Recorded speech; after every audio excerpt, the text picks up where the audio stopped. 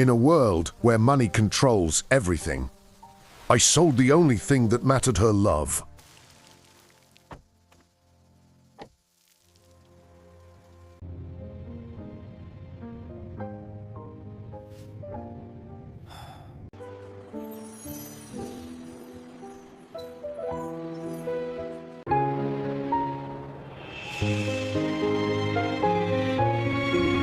Chapter 1. The offer that changed everything. Rain fell like shattered glass across the streets of New York, reflecting neon lights and broken dreams. I stood outside a luxury hotel, soaked, staring at my phone. My bank balance, $23.17. Inside that building, she was celebrating her birthday. Emily Carter, the girl who made the world feel softer, even when life was brutal. And me, I was just the guy who fixed bikes and skipped meals. I didn't belong in her world. Somehow, she chose me. Just as I turned to leave, a black car pulled up, smooth, silent, expensive. A man stepped out, perfect suit, cold eyes. Mr. Ryan Blake? I froze. Yeah. He handed me a card. Carter Enterprises. My chest tightened. Mr. Carter wants to see you. Inside the penthouse, everything screamed power. Glass walls, skyline views, and one man sitting like he owned the world. Because he did. Sit, he said without looking at me. I stayed standing. I think there's been a mistake. He finally looked up. Sharp, calculated, dangerous. Oh, mistake. You're dating my daughter. My throat went dry. I love her, I said before I could stop myself. A small, almost amused smile appeared on his face. Love, he repeated. Do you even know what that costs? I clenched my fists. It's not about money. He slid a tablet across the table. I looted on. $5.00. I blinked. What is this? A solution, he said calmly. You disappear from her life. Forever. The room felt like it tilted. You're offering me money to break her heart. I'm offering you a future, he corrected. Something you could never give her. I thought of Emily, her laugh. The way she held my hand like I was enough. You don't know her, I said. I know my daughter, he replied. And I know she deserves more than a poor boy chasing dreams. The words hit harder than any punch. Because they were true. I had nothing. No futuri. Certainty. Just love. And love doesn't pay hospital bills. Love doesn't protect people from reality. Think carefully, he added. If you truly love her, you'll walk away. Silence filled the room. I stared at that number again. $100 billion. Enough to change lives. Enough to build empires. Enough to become someone worthy. But at what cost? I closed my eyes, and for the first time in my life, I hesitated between love and destiny. Chapter 2. The Lie That Broke Us. I met Emily the next day at our usual place, a small rooftop overlooking the city. She smiled the moment she saw me, and that smile, it nearly destroyed my resolve. Ryan, she ran into my arms. You disappeared last night. I held her tightly, memorizing the moment. Because I knew it wouldn't last. I had work. I lied.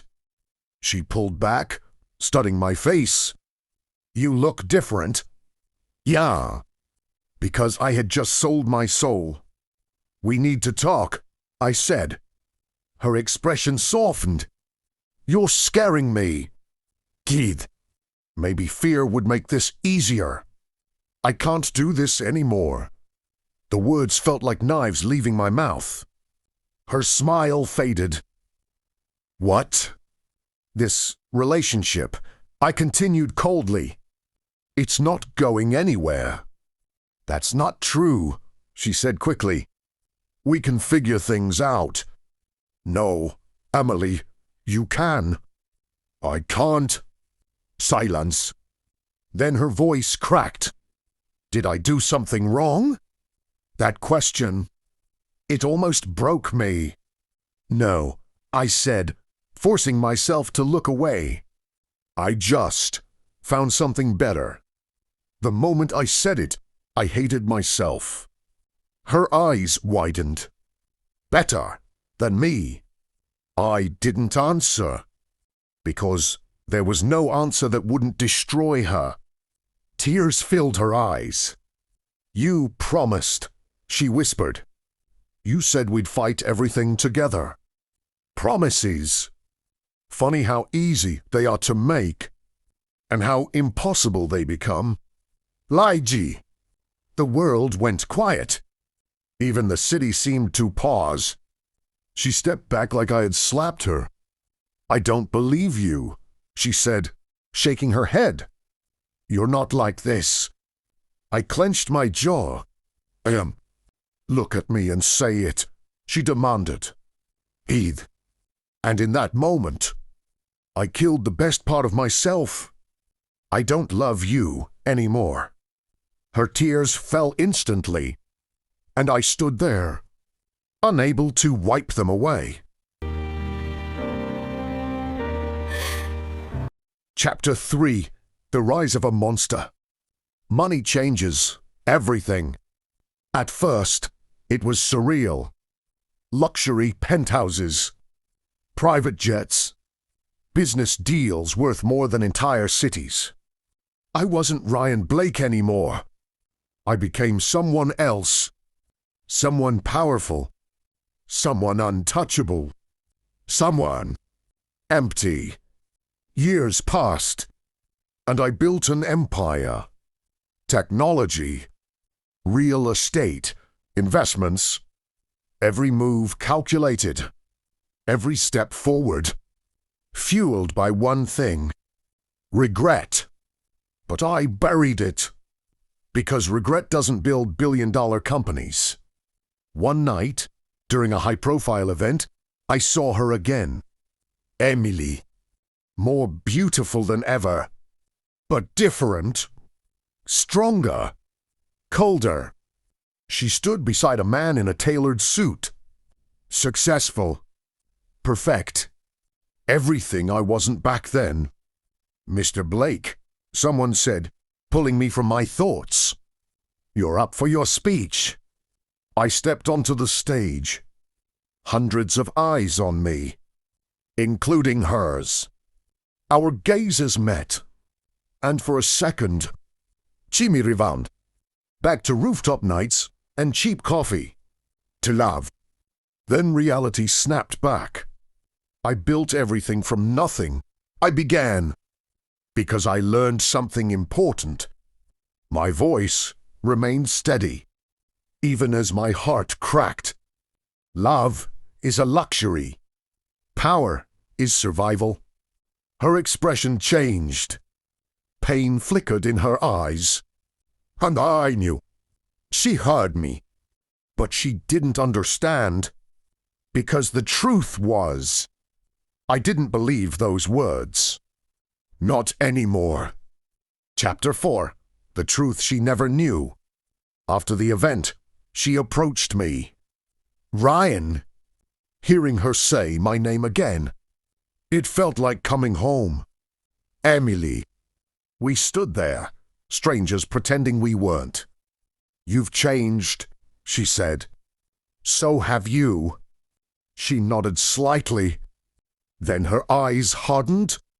Why did you really leave me? The question I feared most. I told you already.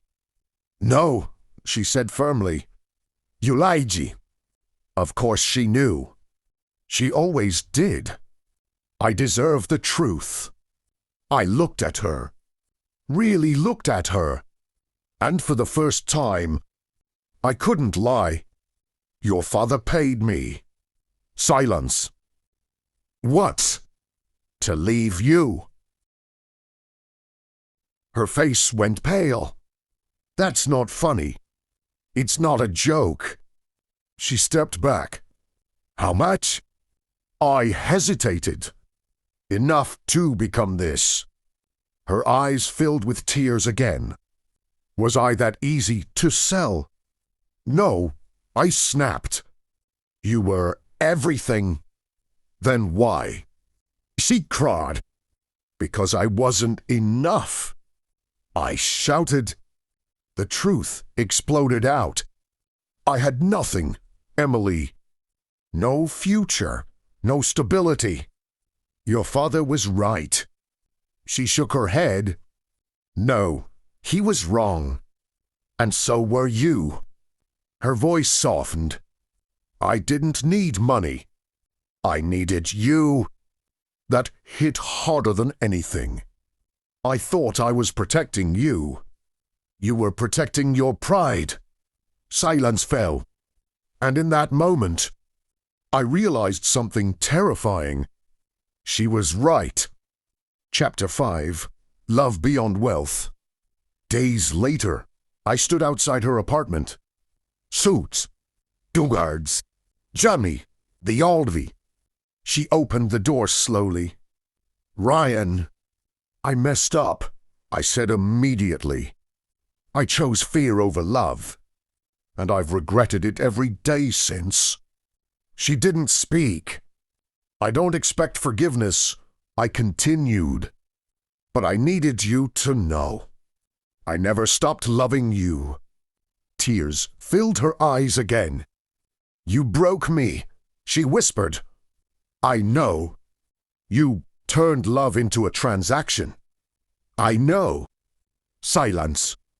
Then she asked the question that mattered most. Why now? I took a deep breath.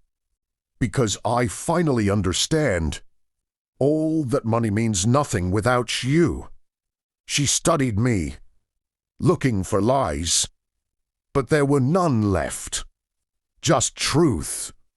Raw, painful, real. I don't care about your billions, she said softly. I never did. I stepped closer. Then what do you care about? She placed a hand on my chest. Your heart. For the first time in years. I felt it again. Beating. Alive. Can we try again?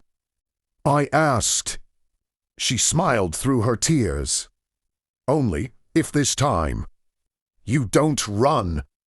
I shook my head. Never again. And under the quiet city lights, we chose each other. Not for wealth, not for status, but for something far more powerful. Love that survived everything.